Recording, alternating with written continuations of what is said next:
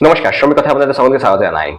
পশ্চিমবঙ্গ রাজ্য সরকারের ন্যূনতম মজুরি আর পশ্চিমবঙ্গ সরকারের অধীনে কর্মরত যারা সরকারি জায়গাতে কাজ করছেন তাদের ন্যূনতম যে মজুরি রয়েছে সেটা নিয়ে আজকে আমরা এই ভিডিওটা বানাচ্ছি। আর আপনি যদি চ্যানেলটি সাবস্ক্রাইব করেন, পাশে নোটিফিকেশন বেলটা চড়াকে অলে ক্লিক করুন, আমি এরকম অনেক ইনফরমেটিভ ভিডিও আগামী দিনে নিয়ে আসবো। দেখুন, পশ্চিমবঙ্গ রাজ্য সরকারের যে ন্যূনতম মজুরি রয়েছে সেটাকে চারটি ভাগে ভাগ করা হয়। মূলত দেখুন, প্রথমে আনস্কিল্ড, সেমি স্কিল্ড, স্কিল্ড এবং হাইলি স্কিল্ড, এটা অনুযায়ী এটাকে ডিভাইড এভাবে করা হয়। আবার অন্য জায়গাতে এ জন এরিয়া আবার বি জন এরিয়া দুটো কিন্তু আলাদা। আবার অন্যদিকে গভর্নমেন্ট রাজ্য সরকার যেগুলো সরকারি এস্টাবলিশমেন্ট রয়েছে সেখানে যারা কন্ট্রাকচুয়াল বা ক্যাজুয়াল ওয়ার্কার হিসেবে কাজ করছেন তাদের যে ন্যূনতম মজুরি রয়েছে সেটা কিন্তু আবার আলাদা। সেখানে বর্তমানে রাজ্য সরকারের ন্যূনতম মজুরি আর বর্তমানে রাজ্য সরকারের সরকারি অধীনস্থ যে জায়গাগুলো রয়েছে, এস্টাবলিশমেন্ট গুলো রয়েছে বা প্রতিষ্ঠানগুলো রয়েছে, সেখানে যে ন্যূনতম মজুরি সেটা সম্পূর্ণভাবে আলাদা। গ্রুপ সি এবং গ্রুপ ডি এমপ্লয়, সেটা মূলত অনেক রূপ ভাবে একই রকম আপনারা ভাবতে পারেন, কিন্তু আসলে জিনিসটা দুটো কিন্তু সম্পূর্ণ পৃথক আর আলাদা। তাহলে চলুন যে দুটো নোটিফিকেশন আছে, দুটো নোটিফিকেশন আমরা এবার দেখে নিই। প্রথমে আমরা পশ্চিমবঙ্গ রাজ্য সরকারের যে ন্যূনতম মজুরি রয়েছে সেটা নোটিফিকেশন দেখে নিই। দেখুন, এখানে আপনারা যেমন দেখতে পাচ্ছেন 9 তারিখ 12 মাস 2025 এই নোটিফিকেশন বেরিয়ে এসেছে। নোটিফিকেশনটি কতদিন থেকে কতদিন পর্যন্ত এখানে চলবে দেখুন, এখানে আপনারা দেখতে পাচ্ছেন এই নোটিফিকেশন রয়েছে 1 জুন 2026 টু 30 জুন 2026। এটা হচ্ছে আমাদের পশ্চিমবঙ্গ সরকারের ন্যূনতম মজুরি, মিনিমাম ওয়েজেস পার ডে। এখানে আপনারা যেমন দেখতে পাচ্ছেন, দেখুন আনস্কিল্ড, সেমি স্কিল্ড, স্কিল এবং হাইলি স্কিল।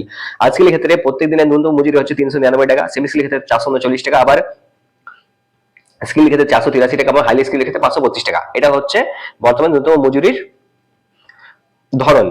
এখানে যে কারা কারা এই ন্যূনতম মজুরিটা পাবে, এখানে আপনারা এই যে জায়গাগুলো রয়েছে আনস্কিল্ডের ক্ষেত্রে, এইটা আপনারা এই ভিডিওটিকে একটু পজ করে রেখে নিতে পারেন। আপনি এটাকে ধীরে ধীরে একটু উপরের দিকে নিয়ে যাচ্ছি। এই জায়গাগুলো আপনার পজিশনটা কি বা আপনার পোস্ট কি সেই অনুযায়ী আপনারা এই জায়গাটা একটু দেখে নিন, ঠিক আছে? এখানে এটা অনেক বড় পৃষ্ঠার মধ্যে রয়েছে, মোটামুটি 4টা পেজ রয়েছে, 4টা পেজ অনুযায়ী এটাকে দেওয়া হয়। এরপর দেখুন, এটা নিচে চলে এলাম, এই 4টা পেজের মধ্যে এটা রয়েছে। তো যেখানে যেখানে আপনারা কাজ করছেন সেই জায়গাগুলোতে এই ন্যূনতম মজুরিটা দেওয়া হয়ে থাকে। এটা মূলত দেখুন, আপনারা যদি পশ্চিমবঙ্গ সরকারের অধীনে কোনো একটা জায়গাতে কন্ট্রাক্ট ওয়ার্কার হিসেবে কাজ করেন, তাহলে এই যে ন্যূনতম মজুরি আছে এই রেটটি আপনি পাবেন। সেল আইএসপি উদাহরণ হিসেবে আমি এখানে মনে করুন আপনি সেল আইএসপির মধ্যে রয়েছেন, তাহলে সেল আইএসপিতে এই ন্যূনতম যে মজুরি রেট আছে এই রেটটি আপনি পেয়ে থাকবেন। কিন্তু সেল আইএসপি একটি কেন্দ্র সরকারের অধীনস্থ সরকারি জায়গা হওয়া সত্ত্বেও এখানে কিন্তু ন্যূনতম মজুরিটি পশ্চিমবঙ্গ রাজ্য সরকারেরই দেওয়া হয়।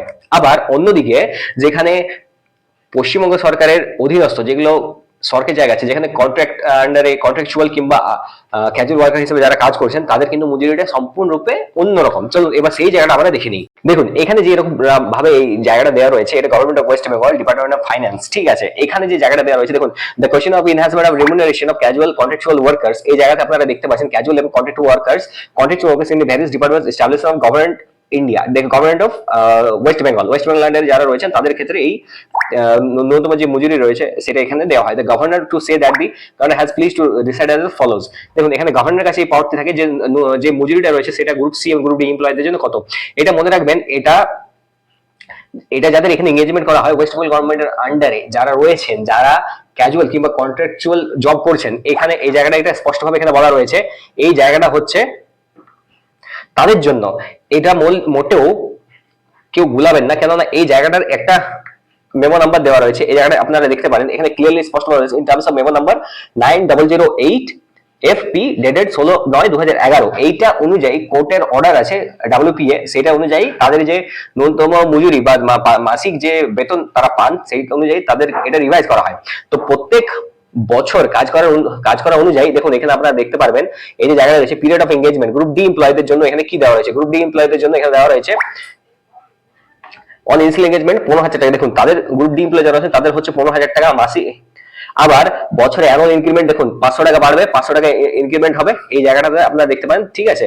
এরপর দেখুন 5 বছর পূর্ণ হওয়ার পর তাদের 19,000 টাকা। এটা হচ্ছে পুরোপুরি ভাবে গভর্নমেন্ট একটা নোটিফিকেশন বের করে, নোটিফিকেশন অনুযায়ী যাদেরকে রিক্রুট করা হয়ে থাকে সেই ক্ষেত্রে সেটা যদি পরীক্ষাটা অনলাইনও হয়ে থাকতে পারে, আবার অফলাইনও হয়ে থাকতে পারে, আবার শুধু ইন্টারভিউর মাধ্যমে তাদের সিলেকশন হয়ে থাকতে পারে, সেই ক্ষেত্রে তাদের যে ন্যূনতম মজুরি আছে বা পার মান্থের যে স্যালারি রয়েছে সেটা অনুযায়ী তাদের একটা রেকর্ড তৈরি হয়, সেই ওয়েস্ট বেঙ্গল গভর্নমেন্ট আন্ডারে তাদের সেই রেকর্ডটি থাকে, সেই রেকর্ড অনুযায়ী তারা কিন্তু তাদের সিনিয়রিটিটা পেয়ে থাকেন, এই কারণে তাদের পেমেন্টটি একটু বেশি।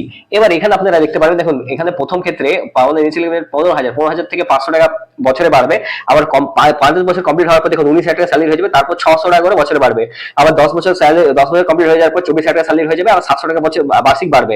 আবার দেখুন 15 বছর কাজ করার পর তাদের 30,000 টাকা স্যালারি হয়ে যাবে, আবার 900 টাকা বছরে বাড়বে। আবার দেখুন 20 বছর কাজ করার পর 37,000 টাকা স্যালারি হয়ে যাবে, তারপর আবার 1100 টাকা বাৎসরিক বাড়বে 20 বছর কাজ করার পর।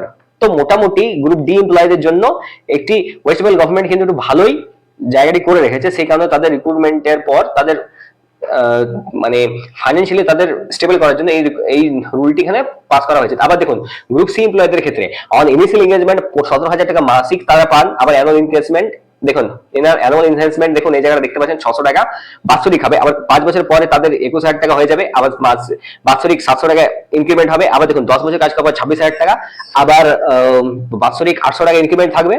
আবার দেখুন অন কমপ্লিশন অফ 15 ইয়ার্স 15 বছর কাজ করার পর তাদের যে মাসিক যে স্যালারিটা রয়েছে সেটা হবে 32,000 টাকা, আবার দেখুন বছরে বাড়বে 1,000 টাকা, আবার 20 বছর কাজ করার পর 39,000 টাকা স্যালারি হয়ে যাবে, আবার বাৎসরিক বাড়বে 1,200 টাকা। 20 বছর কাজ করার পরও যদি কেউ কারো সার্ভিস বেঁচে থাকে তো তাদের ক্ষেত্রে সেটা বেড়ে যাবে। আবার এখানে দেখুন তাদের ক্ষেত্রে এখানে একটু জায়গা স্পেশালি এখানে কিছু কিছু পয়েন্ট দেওয়া রয়েছে, remuneration of other categories of contractual workers may be fixed in the above revised remuneration structure.